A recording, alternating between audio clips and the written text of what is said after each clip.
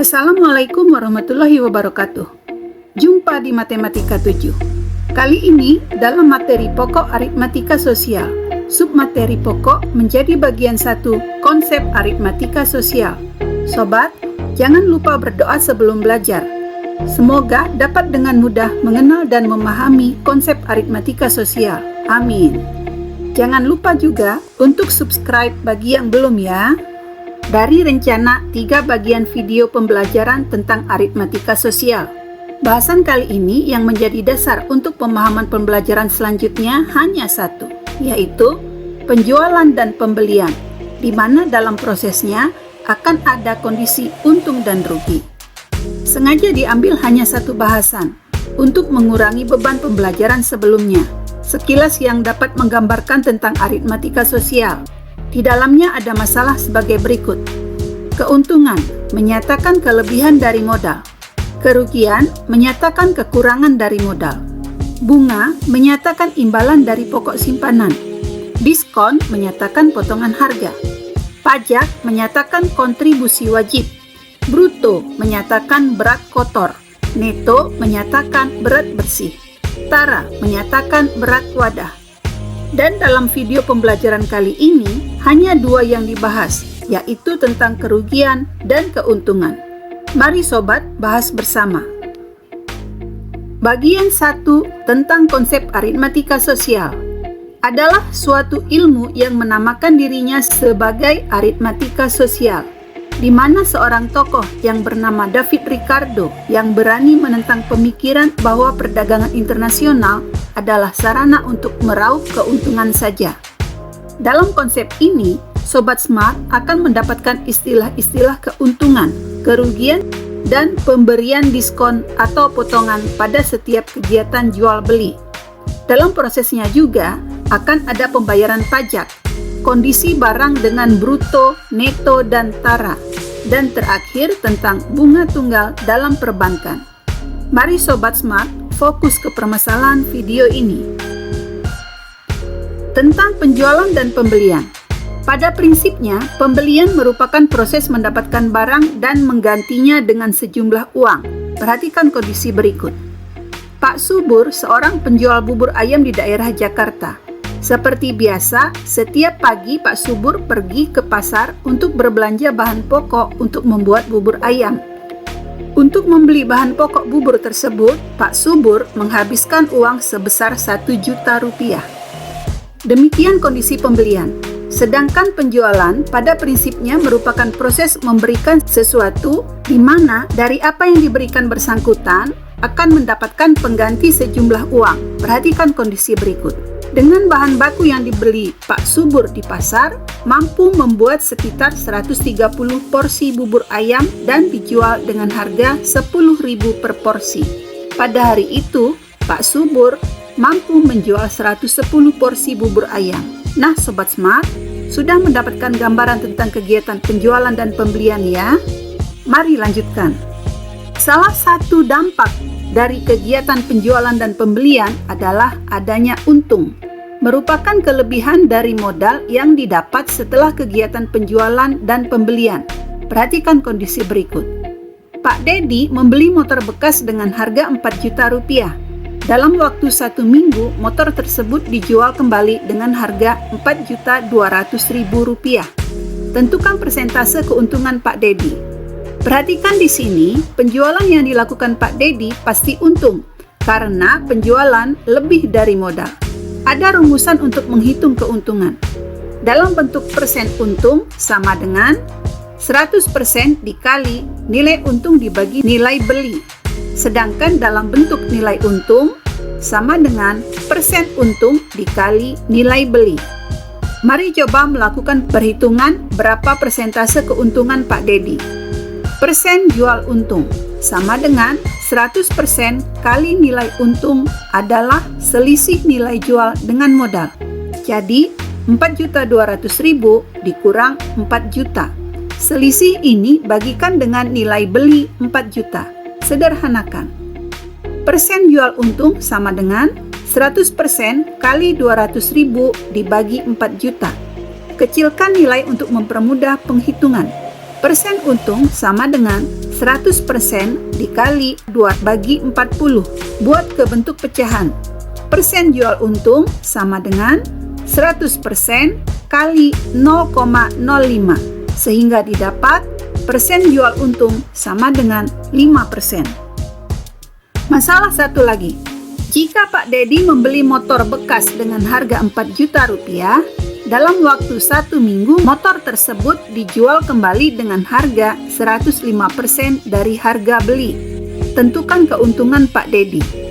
Yang ditanya adalah keuntungan, maka keuntungan sama dengan persentase untung 105% dikurang 100%. Kalikan dengan nilai beli 4 juta. Hitung. Keuntungan sama dengan 5% dikali 4 juta. Mari coba dengan bantuan kalkulator. Tekan 5% kali 4 juta. Sama dengan terlihat hasilnya 200.000. Jadi kesimpulannya, keuntungan dari penjualan motor Pak Dedi adalah Rp200.000. Bisa ya menggunakan kalkulator? Lanjut. Sama halnya dengan istilah rugi. Sobat Smart bisa mencoba bentuk rumus. Persen rugi sama dengan 100% kali nilai rugi dibagi nilai beli. Atau rumus nilai rugi sama dengan persen rugi kali nilai beli. Perhatikan soal berikut. Pak Rudi membeli sepetak tanah dengan harga 40 juta. Karena terkendala masalah keluarga, Pak Rudi terpaksa menjual tanah tersebut dengan harga 38 juta. Tentukan persentase kerugian yang ditanggung oleh Pak Rudi. Mari coba proses perhitungan. Persen jual rugi sama dengan 100% kali selisih beli dengan jual. 40 juta kurang 38 juta. Dibagi nilai beli 40 juta. Sederhanakan. Persen jual rugi sama dengan 100% kali 2 juta dibagi 40 juta. Operasikan. Persen jual rugi sama dengan 100% kali 0,05. Simpulkan, diperoleh persen jual rugi sama dengan 5%. Masalah lain lagi. Jika Pak Rudi membeli sepetak tanah dengan harga 40 juta karena terkendala masalah keluarga, maka Pak Rudi terpaksa menjual tanah tersebut dengan menanggung kerugian 5%. Tentukan harga jual tanah milik Pak Rudi. Mulai perhitungan. Jual rugi sama dengan selisih persentase kerugian 100% kurang 5% dikali nilai beli. Sederhanakan. Jual rugi sama dengan 95% dikali 40 juta. Selesaikan sehingga didapat jual rugi sama dengan 38 juta. Benar ya Sobat Smart? Coba dicek dengan kalkulator. Tekan 95% kali 40 juta sama dengan 38 juta. Ternyata benar. Lanjutkan. Saatnya masuk ke bentuk soal. Soal 1. Menentukan kondisi berikut yang menunjukkan kondisi untung, rugi, atau impas, serta menentukan besarnya untung atau rugi dari pengeluaran dan pemasukan sebagai berikut. Perhatikan data pada tabel.